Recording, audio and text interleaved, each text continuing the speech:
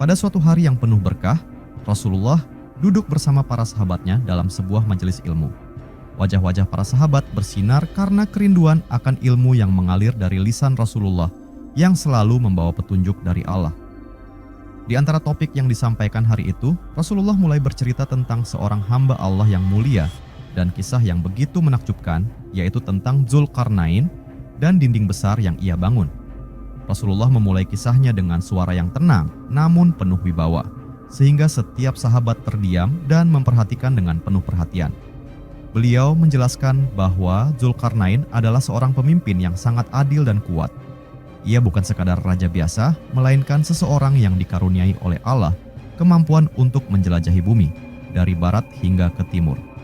Ia tidak sombong dengan kekuatan yang dimilikinya, justru ia senantiasa bersyukur dan menggunakan kekuasaan yang ada di tangannya untuk menegakkan kebenaran dan keadilan. Rasulullah menggambarkan bahwa dalam perjalanan ke arah timur, Dzulqarnain sampai pada suatu tempat yang terpencil di mana penduduknya hampir tidak dapat memahami satu bahasa pun yang biasa digunakan oleh manusia pada umumnya. Mereka adalah kaum yang hidup di antara dua gunung besar. Kaum ini datang kepada Dzulqarnain dengan ketakutan dan penuh harap. Mereka mengadukan kepada Dzulqarnain tentang gangguan dari dua bangsa yang sangat jahat dan merusak, yaitu Ya'juj dan Ma'juj. Penduduk tersebut memohon agar Dzulqarnain melindungi mereka dari kerusakan yang dibawa oleh Ya'juj dan Ma'juj. Mereka berkata bahwa setiap kali Ya'juj dan Ma'juj keluar, mereka akan menghancurkan segala yang ada di hadapan mereka tanpa belas kasihan.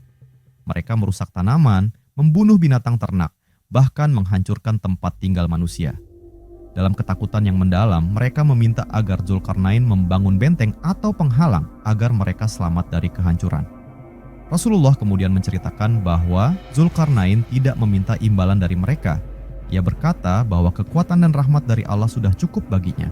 Namun, ia meminta bantuan mereka untuk mengumpulkan bahan-bahan yang dibutuhkan, seperti bongkahan besi yang besar.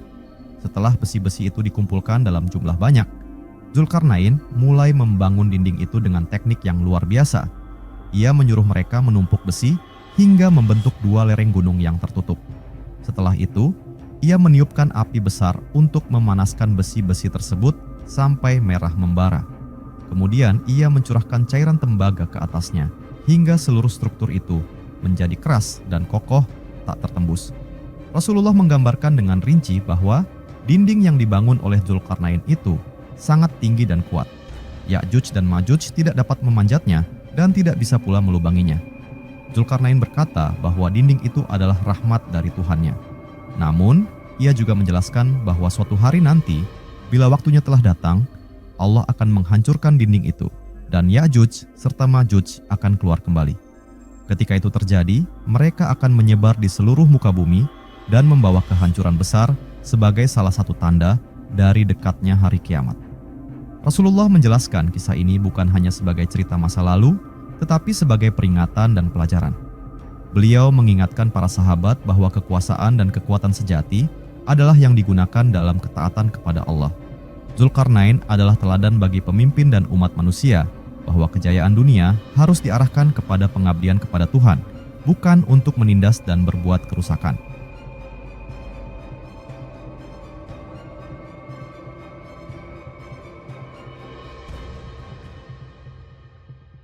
Para sahabat mendengarkan dengan mata yang berkaca-kaca, merenungi dalam-dalam makna yang terkandung dalam kisah tersebut. Mereka memahami bahwa segala yang terjadi di dunia ini berada dalam kekuasaan Allah, dan setiap kejadian besar yang diceritakan oleh Rasulullah adalah bagian dari takdir yang sudah ditentukan.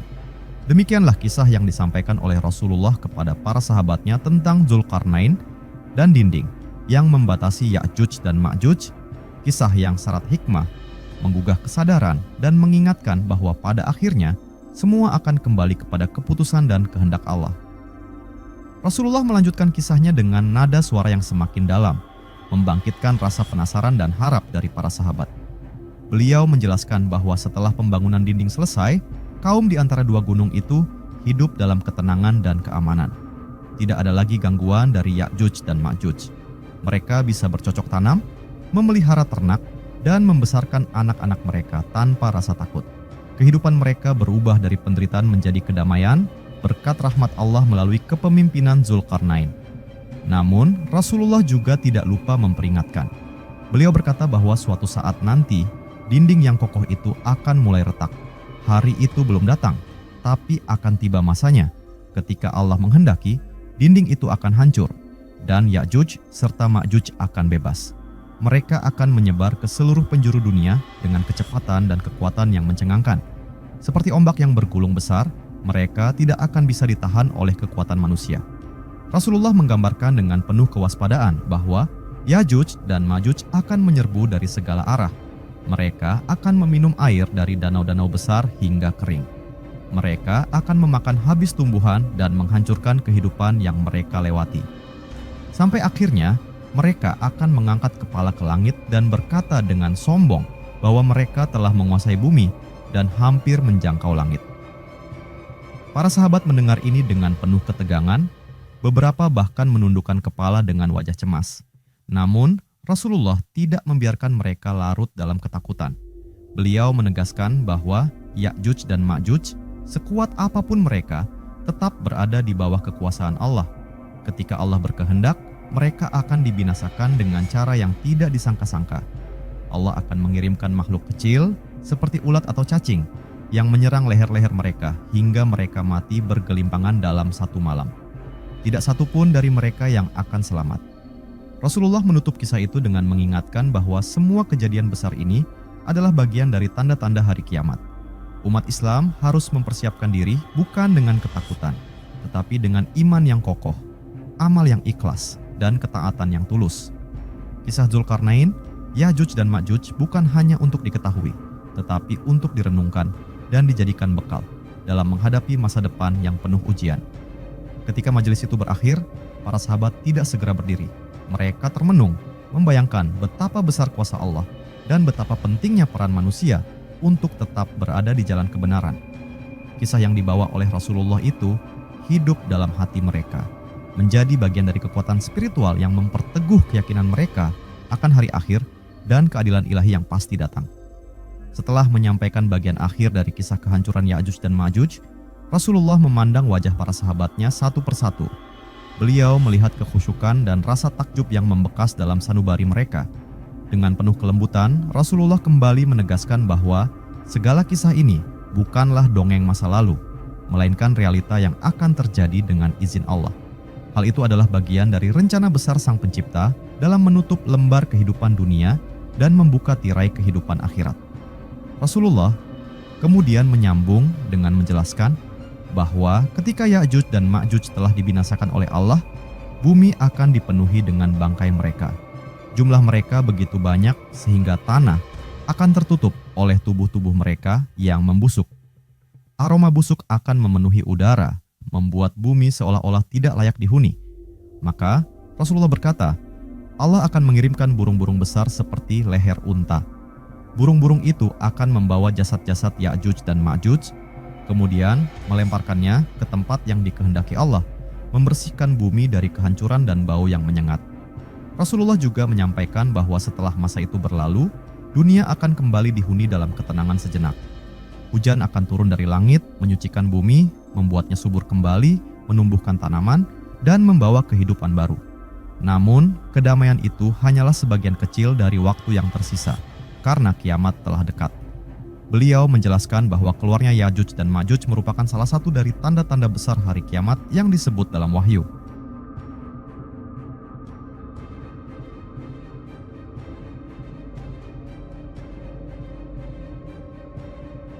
Sebelumnya, akan terjadi pula tanda-tanda lain seperti munculnya Dajjal, turunnya Isa putra Maryam, terbitnya matahari dari arah barat, serta hewan melata yang akan berbicara kepada manusia. Semua ini adalah tahapan akhir sebelum dunia dihancurkan dan hari pembalasan dimulai. Rasulullah menceritakan semua itu bukan untuk menakut-nakuti, tetapi untuk membangkitkan kesadaran. Beliau ingin agar umatnya tidak terlena dengan kehidupan dunia, agar mereka senantiasa mempersiapkan diri menghadapi hari di mana amal menjadi satu-satunya bekal. Para sahabat mendengarkan setiap kata Rasulullah dengan dada bergetar, merasa seolah-olah berada di dalam kisah tersebut, melihat langsung kejadian demi kejadian. Ada di antara mereka yang bertanya, "Wahai Rasulullah, apakah kami akan menyaksikan hari itu?" Rasulullah menjawab dengan penuh kasih sayang bahwa umur umat ini, jika dibandingkan dengan umat-umat sebelumnya, adalah yang paling singkat. Banyak dari mereka tidak akan mencapai masa itu, namun bekas-bekas dari fitnah dan ujian besar itu bisa saja terasa jauh sebelum semua tanda besar muncul. Karena itu, beliau memerintahkan mereka untuk menjaga iman, memperbanyak amal syaleh, dan terus berada dalam keistiqamahan. Majelis pun berakhir dengan suasana yang hening dan penuh penghayatan. Para sahabat pulang dengan hati yang berat, namun juga dipenuhi oleh semangat untuk memperbaiki diri. Kisah Dzulkarnain dan dinding yang menahan Ya'juj dan Ma'juj kini hidup dalam jiwa mereka, sebagai pengingat bahwa setiap kekuasaan dan perlindungan yang sejati hanya berasal dari Allah, dan bahwa setiap umat akan diuji sebelum akhirnya kembali kepadanya. Beberapa hari setelah Rasulullah menceritakan kisah tentang Dzulkarnain dan dinding Ya'juj dan Ma'juj, para sahabat masih saling membicarakannya dengan penuh kekaguman. Mereka mengulang-ulang bagian-bagian kisah itu di antara mereka sendiri, mendiskusikan makna dan pelajaran yang bisa dipetik. Tidak sedikit yang merenung lebih dalam, menyadari betapa luasnya pengetahuan yang Allah berikan kepada utusannya dan betapa pentingnya mempersiapkan diri menghadapi segala ujian yang dijanjikan akan datang. Rasulullah dalam beberapa kesempatan berikutnya kembali menyinggung tentang Ya'juj dan Ma'juj. Beliau menambahkan bahwa setiap hari makhluk-makhluk perusak itu berusaha menggerogoti dinding yang memenjarakan mereka. Mereka menggali sedikit demi sedikit, berharap bisa keluar dan menerjang bumi. Namun, setiap malam mereka meninggalkan usaha itu tanpa mengucapkan "Insya Allah". Ketika mereka kembali keesokan harinya, mereka mendapati dinding itu telah kembali seperti semula, kokoh dan utuh, seakan tidak pernah digali. Akan tetapi, kelak, pada waktu yang telah ditentukan oleh Allah, mereka akan kembali menggali seperti biasa, namun kali ini mereka akan mengucapkan "Insya Allah". Dan pada saat itulah, mereka akan menemukan dinding itu tetap seperti yang terakhir mereka gali, tidak kembali seperti semula. Maka mereka akan melanjutkan penggalian hingga mereka benar-benar berhasil menembusnya dan keluar menyebar ke seluruh penjuru bumi. Rasulullah menggambarkan bagaimana kondisi bumi saat itu sangat kacau. Ya'juj dan Ma'juj akan turun dengan jumlah yang sangat besar, seperti gelombang air yang mengalir deras, menghancurkan semua yang dilewati. Tidak ada bangsa yang mampu menghalau mereka. Tidak ada kekuatan militer yang bisa menandingi kedahsyatan mereka. Mereka akan menguasai dataran dan pegunungan, lembah dan sungai, bahkan akan mencapai wilayah tinggi yang selama ini dianggap aman. Pada masa itu, umat manusia yang beriman akan menghadapi ujian berat. Mereka akan terpaksa bersembunyi dan berlindung di tempat-tempat terpencil, di pegunungan, di gua-gua, dan di balik batu-batu besar. Mereka hidup dalam kesempitan dan ketakutan. Rasulullah mengatakan bahwa pemimpin mereka saat itu adalah Isa putra Maryam, yang telah diturunkan kembali oleh Allah untuk membimbing umat manusia. Isa putra Maryam akan memimpin orang-orang beriman dalam doa dan permohonan kepada Allah, memohon pertolongan agar bumi diselamatkan dari bencana besar ini. Allah yang maha mendengar dan maha mengetahui akan mengabulkan doa mereka dengan cara yang tidak bisa dilakukan oleh siapapun. Allah akan menciptakan makhluk kecil sejenis ulat atau serangga yang akan menyerang Ya'juj dan Ma'juj saat mereka sedang tidur. Dalam semalam, semua dari mereka akan tewas. Jasad mereka berserakan di tanah, memenuhi lembah dan sungai. Setelah itu, bumi akan kembali sunyi. Tidak ada suara peperangan, tidak ada derap langkah kaki Ya'juj dan Ma'juj. Namun yang tersisa adalah bau busuk yang luar biasa dan jasad-jasad yang tidak bisa dihitung jumlahnya. Maka Allah akan mengirimkan hujan deras selama beberapa hari, membasahi dan membersihkan bumi dari segala kotoran, serta mengembalikan kesuburan dan keseimbangan alam.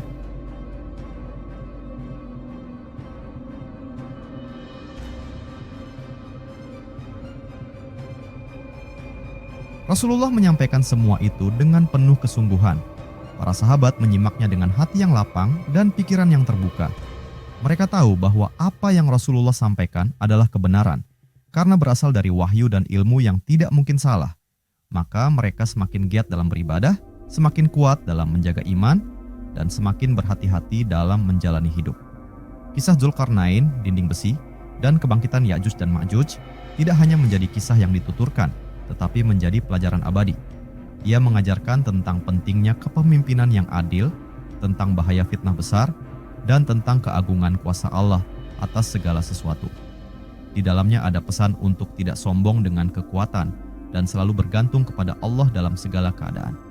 Dan Rasulullah menutup setiap kisahnya dengan kalimat penuh pengharapan dan kasih sayang kepada umatnya, agar mereka tetap teguh dalam Islam, tetap kokoh dalam menghadapi ujian, dan senantiasa memohon perlindungan kepada Allah dari segala bentuk fitnah dan kehancuran yang tidak mampu dihadapi oleh manusia tanpa pertolongan darinya. Setelah menyampaikan berbagai perincian tentang keluarnya Ya'juj dan Ma'juj serta peran Isa putra Maryam dalam masa-masa genting itu, Rasulullah tetap menekankan bahwa semua kejadian besar ini bukan sekadar tanda-tanda kiamat, tetapi juga pengingat akan kerapuhan dunia dan perlunya kesiapan rohani yang sungguh-sungguh. Para sahabat yang mendengarkan tidak hanya kagum, tetapi juga merasa semakin bertanggung jawab atas keimanan dan akhlak mereka.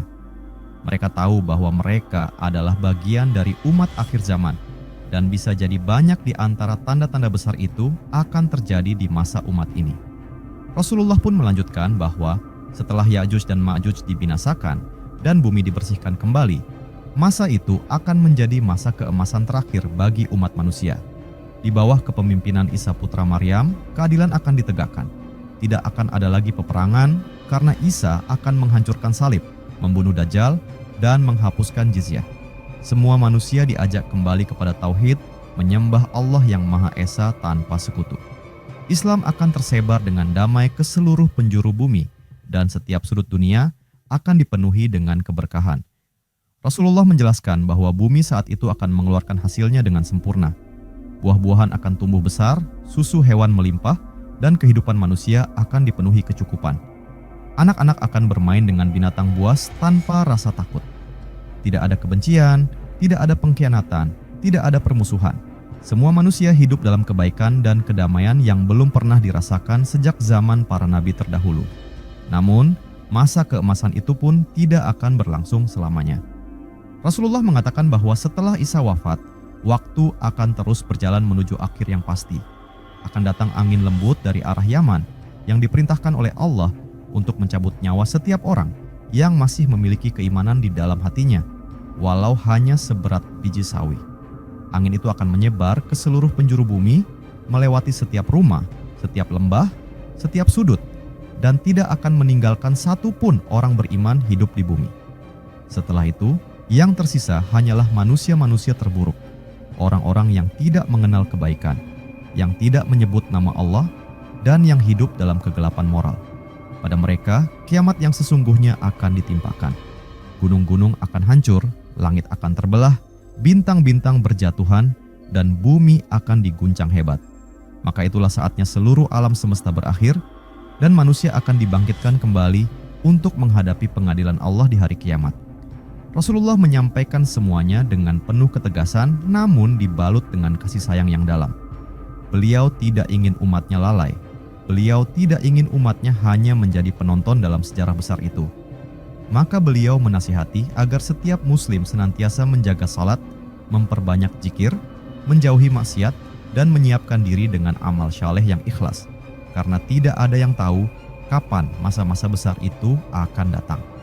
Para sahabat setelah mendengar rangkaian kisah dan peringatan yang disampaikan oleh Rasulullah, merasa seolah-olah mereka melihat kejadian-kejadian itu dengan mata kepala mereka sendiri. Mereka pulang membawa pesan yang mendalam. Kisah Dzulkarnain, Ya'juj dan Ma'juj, Isa putra Maryam, dan akhir zaman menjadi bagian dari keimanan mereka, bagian dari narasi kehidupan yang harus mereka siapkan sejak hari itu juga. Dan begitulah, setiap kisah yang keluar dari lisan Rasulullah bukan hanya menyentuh akal, tetapi juga menembus hati, mengubah cara pandang hidup, dan memperkuat keyakinan bahwa segala sesuatu dalam hidup ini hanyalah sementara. Yang abadi adalah akhirat, dan jalan ke sana ditentukan oleh amal dan keteguhan hati di dunia ini.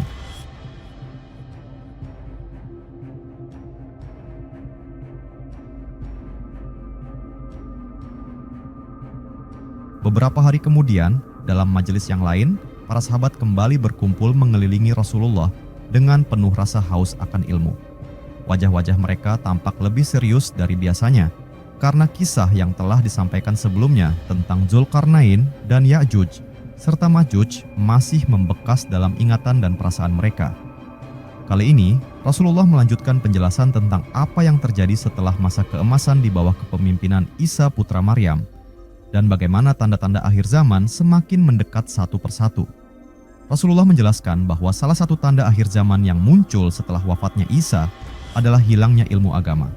Bukan berarti Al-Quran dan hadits tidak ada, tapi para ulama yang memahami dan mengamalkannya akan wafat satu persatu hingga tidak ada lagi yang mampu mengajarkan kebenaran. Ketika itu, manusia akan hidup dalam kejahilan. Mereka tidak mengenal salat, tidak mengetahui zakat, puasa, ataupun haji. Mereka hanya akan mengatakan, kami melihat nenek moyang kami dahulu mengucapkan kalimat ini, La ilaha illallah. Tetapi mereka sendiri tidak mengetahui maknanya. Rasulullah menggambarkan bahwa pada masa itu, Al-Quran akan diangkat dari dada manusia. Dalam semalam, tidak ada lagi satu ayat pun yang tersisa, baik dalam ingatan maupun tulisan. Orang-orang akan terbangun dan mendapati mushaf-mushaf kosong dari huruf-huruf, dan tidak ada yang dapat menjelaskan isinya. Dunia akan benar-benar kehilangan cahaya petunjuk, dan kegelapan spiritual akan menyelimuti seluruh manusia. Lalu, Rasulullah menyebutkan munculnya berbagai tanda besar yang lain. Di antaranya adalah terbitnya matahari dari arah barat. Ketika itu terjadi, semua manusia akan menyadari kebenaran ajaran Islam, dan semua akan ingin beriman. Namun, pintu taubat telah ditutup. Tidak ada lagi amal yang diterima, tidak ada lagi penyesalan yang berguna. Allah telah menetapkan bahwa saat itu adalah penanda tertutupnya seluruh kesempatan bagi manusia untuk kembali kepadanya dengan ikhlas. Kemudian, akan muncul pula binatang melata dari dalam bumi yang disebut sebagai dabbah. Makhluk ini akan keluar dari tanah dan ia akan berbicara kepada manusia. Ia akan menandai orang-orang beriman dan orang-orang kafir, memisahkan keduanya secara terang-terangan. Tak ada lagi ruang bagi kepura-puraan. Setiap manusia akan terbaca dengan jelas siapa dirinya sebenarnya. Rasulullah berkata bahwa makhluk itu akan keluar dengan bentuk yang tidak pernah dilihat sebelumnya, sebagai bagian dari tanda-tanda kekuasaan Allah yang luar biasa. Rasulullah mengingatkan bahwa pada saat itu, bumi tidak lagi menjadi tempat yang layak untuk ditinggali oleh orang-orang yang benar. Tidak ada keadilan, tidak ada cinta, tidak ada keimanan. Manusia saling membunuh tanpa alasan, orang-orang yang jujur dianggap hina, dan yang dusta dijunjung tinggi. Amanah dikhianati, dan ilmu diperdagangkan untuk kepentingan dunia. Di tengah semua kekacauan itu, sangkakala pun akan ditiup. Rasulullah menjelaskan bahwa malaikat Israfil akan meniup sangkakala dengan suara yang mengguncangkan langit dan bumi. Seluruh makhluk hidup akan terkejut dan kemudian binasa. Gunung-gunung akan beterbangan seperti kapas, laut akan meluap, dan langit akan terbelah. Bumi hancur, semua makhluk mati dalam sekejap. Setelah waktu yang hanya diketahui oleh Allah, sangkakala akan ditiup sekali lagi. Semua manusia dari zaman pertama hingga terakhir akan dibangkitkan dari kubur. Mereka berdiri dalam keadaan telanjang, tidak beralas kaki, dan belum disunat. Masing-masing dari mereka berdiri dalam ketakutan, menunggu keputusan Allah. Hari itu adalah hari di mana tidak ada pertolongan selain darinya, hari yang dijanjikan kepada semua manusia, hari kiamat. Rasulullah dengan suara bergetar mengakhiri kisah ini dengan mengingatkan para sahabat agar tidak terlena. Dunia ini fana dan segala yang dibanggakan di dalamnya akan sirna. Hanya keimanan, amal syaleh, dan keikhlasan yang akan menyelamatkan seseorang kelak. Para sahabat pun menangis, bukan karena takut kepada Ya'juj dan Ma'juj, atau karena ngeri akan kehancuran dunia, tetapi karena mereka takut tidak cukup siap saat semua itu benar-benar terjadi. Dan kisah ini pun diwariskan dari generasi ke generasi, menjadi bagian dari warisan nubuah yang hidup dalam hati setiap muslim yang ingin selamat bukan hanya di dunia, tapi juga di akhirat. Kisah Zulkarnain, dinding raksasa, keluarnya Ya'juj dan Ma'juj, dan kehancuran akhir zaman bukan hanya dongeng, tetapi adalah peringatan dan cahaya bagi mereka yang masih mau berpikir dan bertobat sebelum semuanya terlambat.